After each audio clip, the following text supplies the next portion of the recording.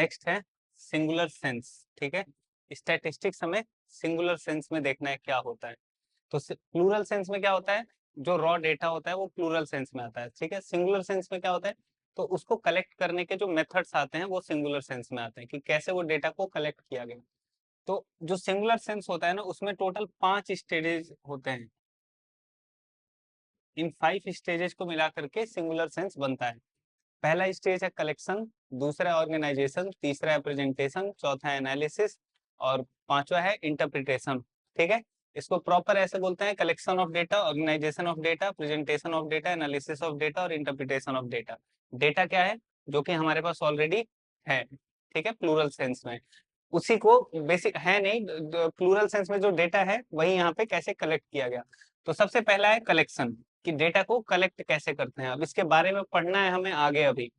ठीक है, अभी सिर्फ ये समझो कि जहां से भी हम डेटा कलेक्ट कर रहे हैं, वो जो हमारा सोर्स है वो रिलायबल और ऑथेंटिक होना चाहिए।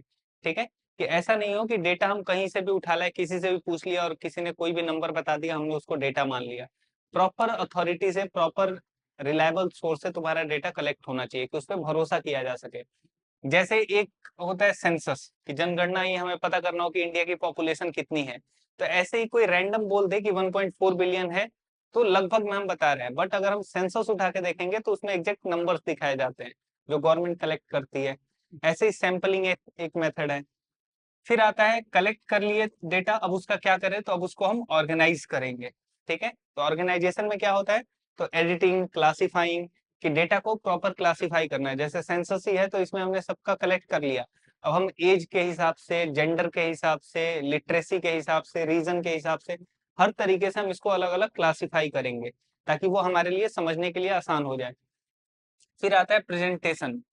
प्रेजेंटेशन क्या होता है कि यहाँ पे जो हमने डेटा क्लासिफाई कर लिया, तो अब हम उसको प्रेजेंट करेंगे, दिखाएंगे कैसे, तो टेक्स्ट के फॉर्म में लिख करके, टेबल के फॉर्म में, चार्ट्स के फॉर्म में, डायग्राम्स के फॉर्म में, पिक्चर्स के फॉर्म में, ऐसे अलग अलग तरीके से उस डेटा को हम शो करते हैं। बेसिकली अगर हम पूरे इंडिया का डेटा उठाए और उसको हम नॉर्मली ऐसे लिख ले, सबका नाम, सबका डिटेल, तो इतने ज्यादा पेजेस हो जाएंगे कि तुम पढ़ ही नहीं पाओगे।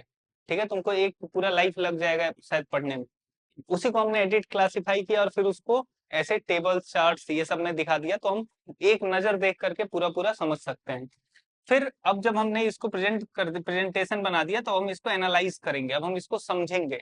तो इसको समझने के लिए मैथमेटिकल टूल्स लगते हैं। ठीक है, जिसको हम बोलते हैं जैसे मीन हुआ, मीडियन हुआ, मोड हुआ, कोरिलेशन हुआ, ये सारी चीजों के थ्रू हम इसको समझेंगे। फिर आता है इंटरप्रिटेशन, कि जब हमने समझ लिया तो हम इससे कंक्लूजन निकालेंगे। ठीक है, कि इससे हम क्या निष्कर्ष निकाल रहे हैं। तो यहाँ पे आते हैं स्किल्स, लॉजिक, ये सब चीजें यूज करनी पड़ती हैं, तब जाकर के हम किसी चीज का कंक्लूजन निकालते हैं। ठीक है, तो इंटरप्रिटेशन में जैसे हम उसी चीज को परसेंटेज में, रेशियो में, ये सब फॉर्म्स में लाते हैं। तो ये जितने भी तरीके हैं, ये सब हम आगे के चैप्टर्स में पढ़ेंगे। ठीक है, अभी उन सबका एक समरी दिया हुआ है। इसके बाद से अगर हम देखें प्लूरल और सिंगुलर में डिफरेंसेस क्या है, तो जैसे प्लूरल है रॉ डेटा, और सिंगुलर क्या है कि उस डेटा को कलेक्ट करने का मेथड। प्लूरल है डिस्क्रिप्टिव, ठीक है, डेटा को बस बता दिया गया। सिंगुलर है एनालिटिकल, कि हम उसको डेटा को उसमें समझ रहे हैं, एनालाइज कर रहे हैं। प्लूरल है रॉ डेटा, सिंगुलर है उस रॉ डेटा को प्रोसेस करना। प्लूरल है क्वांटिटेटिव, कि उसमें सिर्फ नंबर्स बता दिए गए। सिंगुलर है टेक्निक, उस डेटा को हैंडल करना। ठीक है, इसको अगर हम शॉर्ट फॉर्म में समझे तो इसको बोलते हैं हम कोपाई। ठीक है, कलेक्शन, ऑर्गेनाइजेशन, प्रेजेंटेशन, एनालिसिस और इंटरप्रिटेशन। ठीक है, कोपाई शॉर्ट फॉर्म से याद रखो। फिर आता है फंक्शंस ऑफ स्टैटिस्टिक्स। फंक्शन से क्या होता है, तो एक होता है सिंप्लीफाइड कॉम्प्लेक्स फैक्ट्स। ठीक है, जितने भी कॉम्प्लेक्स फैक्ट्स आते हैं, पेचीदे होते हैं, उनको सिंपल टर्म्स में लिखना। जैसे मान लो कि तुमको बोला जाए, बताओ कि इंडिया की सैलरी कितनी है, इंडिया के लोगों की सैलरी कितनी है, तो इंडिया में 1 करोड़, 100 करोड़ से ज्यादा लोग हैं। अब हर एक आदमी की सैलरी तो तुमको याद नहीं रख सकते तुम, तो तुम क्या करोगे, सबका एक मीन निकाल लोगे। ठीक है, तो तुम मीन बोलोगे कि ऑन एवरेज हर इंडियन की सैलरी 5,000 है। तो ये एक कॉम्प्लेक्स डेटा को सिंप्लीफाई कर दिया। फिर जो फैक्ट्स होते हैं उनको डेफिनिट फॉर्म में प्रेजेंट करना। जैसे मान लो कि अगर मैं ऐसे ही, डेफिनिट फॉर्म का मतलब क्या हुआ, कि मान लो मैं ऐसे ही बोलूं कि आजकल दाम बढ़ रहे हैं। फैक्ट तो है, ये दाम बढ़ रहा है, बट ये मैंने रैंडम ऐसे ही बोल दिया। ठीक है, इसको फैक्ट को मैं डेफिनिट फॉर्म में कैसे ला सकता हूं, जब मैं डेटा के साथ बोलूं कि एनुअल इन्फ्लेशन जो है, the annual rate of inflation 10% है, ठीक है, कि prices are rising at a annual rate of inflation of 10%। तो यहाँ पे डेटा के फॉर्म में मैंने बताया, तो वो ज्यादा लोगों को समझ में आएगा या फिर ज्यादा लोगों को भरोसा होगा उस पर। फिर कंपैरिजन कराता है फैक्ट्स का। फैक्ट्स का कंपैरिजन कैसे, तो जैसे मान लो कि इंडिया का जीडीपी ही है, तो जीडीपी को हम कंपेयर कर सकते हैं। अब कंपेयर दो टाइप का होता है, एक होता है इंटर सेक्टोरल कंपैरिजन, एक होता है inter temporal comparison. Inter sectoral का मतलब अलग अलग सेक्टर्स में, ठीक है, या फिर अलग, जैसे मान लो कि हम बोले कि इंडिया और यूएस की जो जीडीपी है इनके बीच में इतने का डिफरेंस है, ठीक है। अब यहाँ पे हम क्या कर रहे हैं, एक कंट्री का दूसरे कंट्री से हम कंपेयर कर रहे हैं, ठीक है, तो इसको हम बोलेंगे इंटरसेक्टोरल, ठीक। इंटरटेम्पोरल क्या हो गया कि टाइम पीरियड। टाइम पीरियड का मतलब कि जैसे हम बोले कि इंडिया का जीडीपी जो था 2024 में 6% पे था, 2025 में बोले कि 7.3% पे। तो हम क्या कर रहे हैं, अपने ही डेटा को टाइम पीरियड में कंपेयर कर रहे हैं, तो इसको बोलेंगे इंटरटेम्पोरल कंपैरिजन। तो ये इसके फंक्शंस हैं। और क्या क्या फंक्शंस हैं, तो जैसे प्लानिंग एंड पॉलिसी फॉर्मुलेशन, ठीक है, जैसे बजट एलोकेशन हुआ, ठीक है, तो बजट गवर्नमेंट किस बेसिस पे बनाती है, बजट इस बेसिस पे बनाती है कि बजट बनाने के लिए पहले गवर्नमेंट के पास डेटा होना चाहिए कि हमारे पास क्या क्या चीजों की कमी है, किस किस फील्ड में हम कितना अच्छा कर रहे हैं, किस में पीछे जा रहे हैं, तो वैसे उस हिसाब से वो पैसे देगी, ठीक। फिर फोरकास्टिंग में हेल्प करता है। फोरकास्टिंग का मतलब होता है भविष्य बताना, तो यहाँ पे एग्जैक्टली भविष्य नहीं बताते, एक ट्रेंड एनालिसिस होता है, बेसिकली फ्यूचर ट्रेंड्स क्या होंगे, अनसर्टेनिटी कम हो जाती है इसकी वजह से।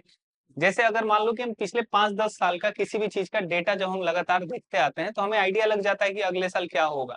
जैसे वेदर फोरकास्टिंग, वेदर फोरकास्टिंग में क्या होता है कि बता देते हैं कि कल बारिश होगी कि नहीं, एक सप्ताह बाद बारिश होगी कि नहीं, तो किस बेसिस पे बताते हैं, ट्रेंड्स को एनालाइज करके, कि वो देखते हैं कि पिछले 10 साल से जब भी ये सिचुएशंस हुए हैं तो बारिश हुई है, तो एक सप्ताह बाद भी ऐसे ऐसे सिचुएशन आ रही है तो पक्का है कि बारिश होगी। तो यहाँ पे फोरकास्टिंग में हेल्प करता है ये।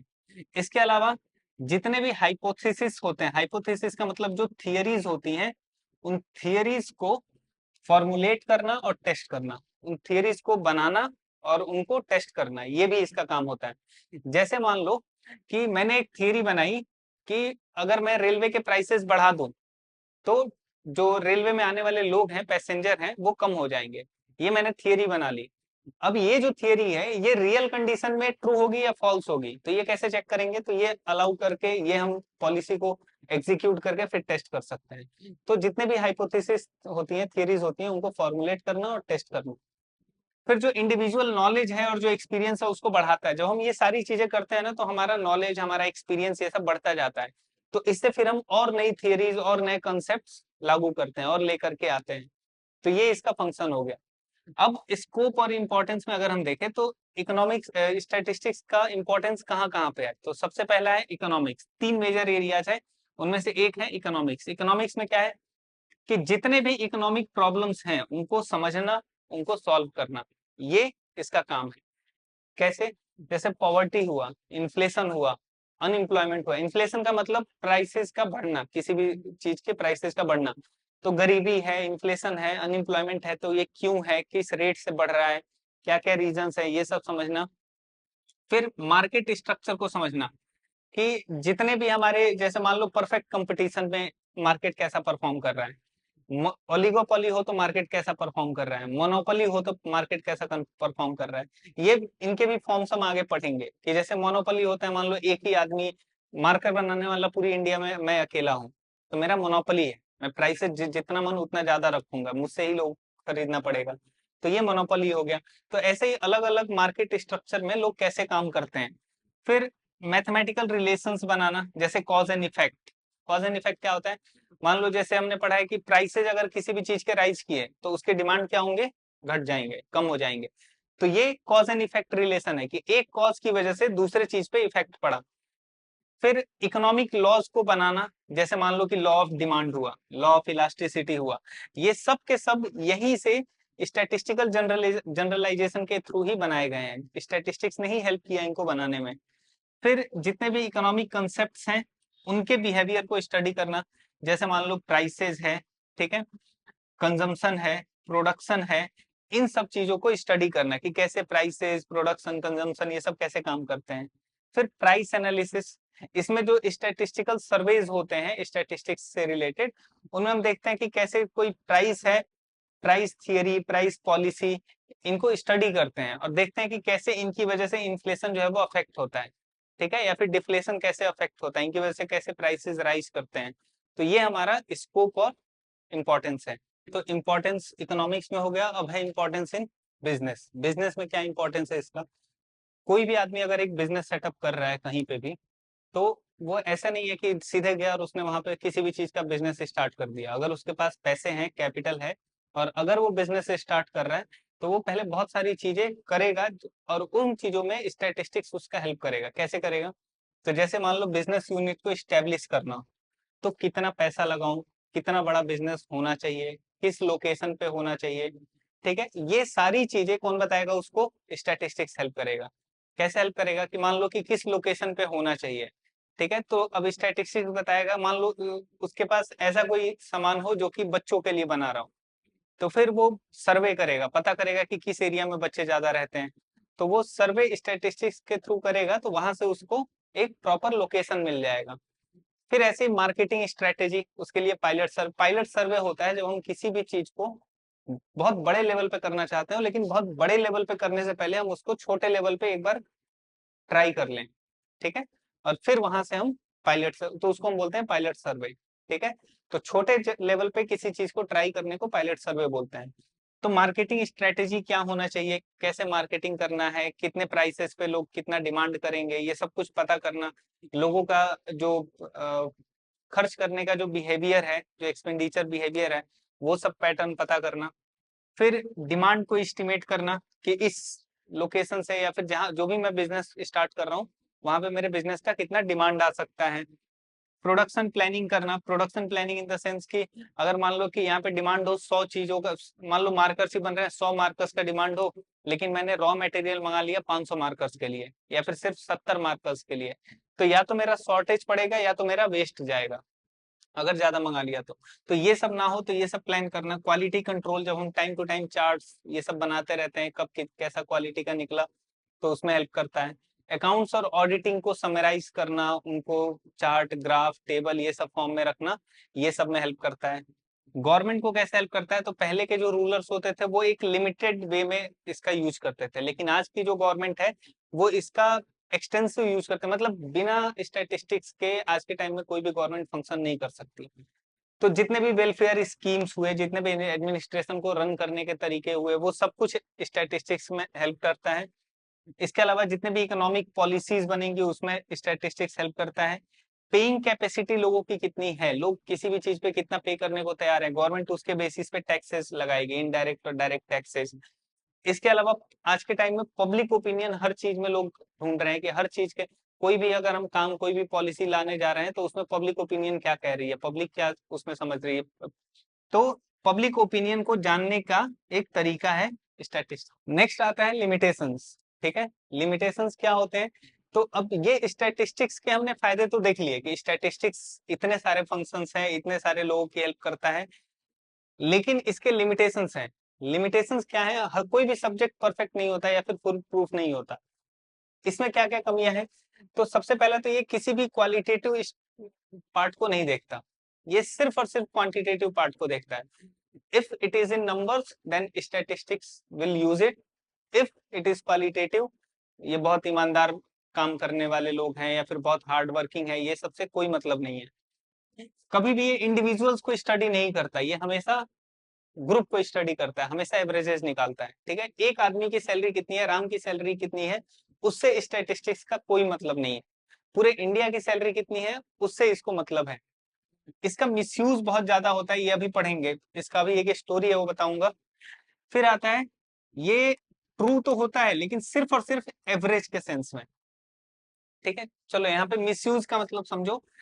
इसको अक्सर मिसयूज किया जाता है। जैसे मान लो कि एक एग्जांपल इसका ले लो, मान लो कि कल को प्रधानमंत्री आए और आकर के उन्होंने बोला कि कल से अगर मैं नेक्स्ट इलेक्शन में जीत जाता हूं, तो इंडिया के ऑन एवरेज इंडिया के हर आदमी की सैलरी 50,000 रुपए हो जाएगी, ठीक है, मैं विद इन अ मंथ कर दूंगा। अब यहाँ पे क्या है, 90-95% लोग क्या समझेंगे कि हमारी सैलरी जो कि हम 10,000, 5,000, 12,000 कमा रहे हैं, तो नेक्स्ट इलेक्शन में जब ये जीतेंगे तो हम 50,000 रुपए कमाएंगे। ठीक है, हो सकता है कि इन्होंने सही बोला हो कि 50,000 रुपए ऑन एवरेज हर सबकी सैलरी हो जाएगी, बट इन रियलिटी राम जो कि 10,000 रुपए कमा रहा था उसकी सैलरी 50,000 नहीं होगी। ठीक है, श्याम जो कि 37,000 कमा रहा था उसकी भी सैलरी 50,000 नहीं होगी, उनकी हो सकता है उतनी ही रहे, हो सकता है कम हो जाए। कुछ लोगों की सैलरी जो कि 500 करोड़ कमा रहे थे, हो सकता है वो 10,000 करोड़ कमाने लगे। ठीक है, तो कुछ लोग बहुत ज्यादा कमाने लगेंगे, तो जब हम उसका एवरेज निकालेंगे तो पहले एवरेज ऑन एवरेज हर एक इंडियन 30,000 कमा रहा था। अब ऊपर के जो 10-5% लोग हैं उन्होंने अपना इनकम डबल ट्रिपल कर लिया, तो अब जो नीचे वाले लोग हैं एवरेज में उनकी सैलरी भी 50,000 दिखने लगेगी। तो एवरेज में तो वो चीज सही है, लेकिन मिसयूज हो जाता है। ठीक है, ऐसे ही सपोज करो इसमें एक स्टोरी है कि एक फादर है, एक मदर है और उनके 2 बच्चे हैं। ठीक है, ये जो इन सबकी हाइट है, इसकी हाइट है 7 फीट, इसकी हाइट है 6 फीट, इसकी हाइट है 5 फीट और इसकी हाइट है 2 फीट। टोटल हाइट इनकी हो गई 20 फीट। ये लोग जा रहे थे तो रास्ते में एक नदी पड़ा। ठीक है, इस नदी की हाइट थी 4 फीट, मतलब नदी की जो गहराई थी वो थी 4 फीट की। तो ये जो फादर थे इनको स्टैटिस्टिक्स हल्का फुल्का आता था। ठीक है, तो ये गए पहले नदी में और ठीक बीचों बीच में जहाँ पे सबसे ज्यादा गहराई थी वहां पे जाकर के इन्होंने जब मेजर किया तो नदी की गहराई सबसे ज्यादा वाली आई 4 फीट की।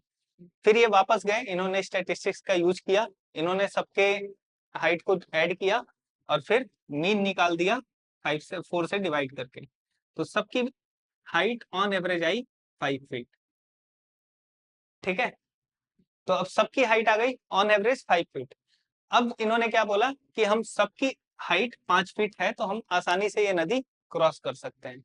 अब इसके बेसिस पे इन लोगों ने ये नदी क्रॉस किया, ये 3 लोग क्रॉस कर गए, इसने भी जैसे तैसे क्रॉस कर लिया, ये बच्चा वहीं डूब के मर गया। ठीक है, तो ये होता है मिसयूज ऑफ स्टैटिस्टिक्स।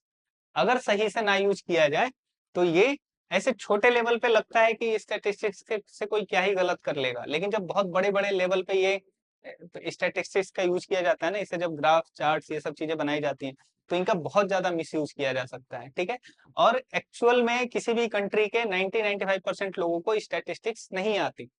ठीक है, हर सब्जेक्ट नहीं सब कोई पढ़ता, तो फिर वहां से मिसयूज हो जाता है इसका। तो इस हिसाब से मिसयूज होता है। ये ट्रू है तो सिर्फ एवरेजेस के लिए, ये ट्रू है लेकिन किसके लिए, सिर्फ एवरेज के लिए। पर पर्सन अगर देखा जाए तो ये फिर आंसर जो है वो गलत हो जा रहा है। इसके जो लॉज होते हैं वो एग्जैक्ट नहीं होते हैं कभी भी। जैसे साइंस हुआ, मैथमेटिक्स हुआ, इनके लॉज जो है वो एग्जैक्ट है क्योंकि उनका प्रूफ है, उनका कुछ ना कुछ बेस है। ठीक है, इसके कुछ बेस नहीं होते, ये मैन मेड होते हैं। ठीक है, फिर ये सिर्फ और सिर्फ एक्सपर्ट्स के लिए होता है, इसको सिर्फ और सिर्फ एक्सपर्ट यूज कर सकता है, जो ऐसे नादान लोग हैं इन लोगों के लिए ये नहीं है। फिर जो डेटा है उसका वो यूनिफॉर्म होना चाहिए, तभी ये अच्छे से कंपेयर और बाकी चीजें कर पाएगा, अदरवाइज नहीं कर पाएगा। और ये सिर्फ और सिर्फ एक मेथड है किसी भी प्रॉब्लम को स्टडी करने का, ऐसे बहुत सारे मेथड हैं। स्टैटिस्टिक्स सिर्फ एक मीन्स है, it is not an and.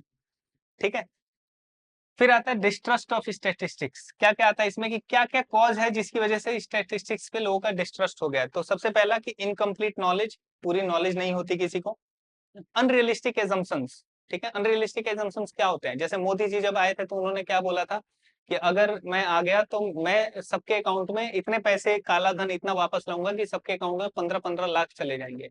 तो अब उन्होंने, उनके बोलने का तरीका क्या, उनके बोलने का मतलब क्या था कि एक्चुअल में इतने पैसे वापस आ जाएंगे कि अगर सबके अकाउंट में डाला जाए तो भी 15-15 लाख सबके में जाएगा, ये नहीं कि एक्चुअली में भेजा जाएगा।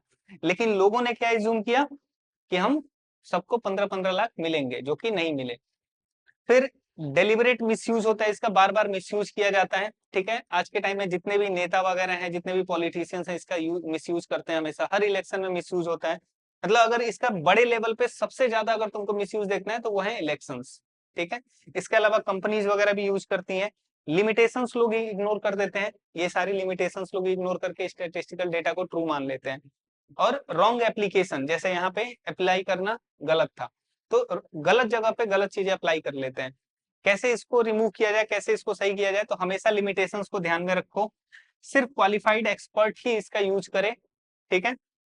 हमेशा यूज करने से पहले इसको वेरीफाई करो, और हमेशा बहुत ही ज्यादा केयर और कॉशन के साथ यूज करना चाहिए, ठीक है। तो एक स्टेटमेंट है कि statistics is a neutral knife, ठीक है, एक न्यूट्रल नाइफ है, चाकू है, अब तुम्हारे हाथ में है, अब तुम चाहे इसका जैसे यूज करो, इससे सब्जी काट के कुछ कोई अच्छी सी सब्जी बना दो, या तुम इससे किसी का मर्डर कर दो, ये तुम्हारे ऊपर है। तो ये स्टैटिस्टिक्स का जो सेकंड चैप्टर है, meaning, scope and importance of statistics, ये खत्म, ठीक है।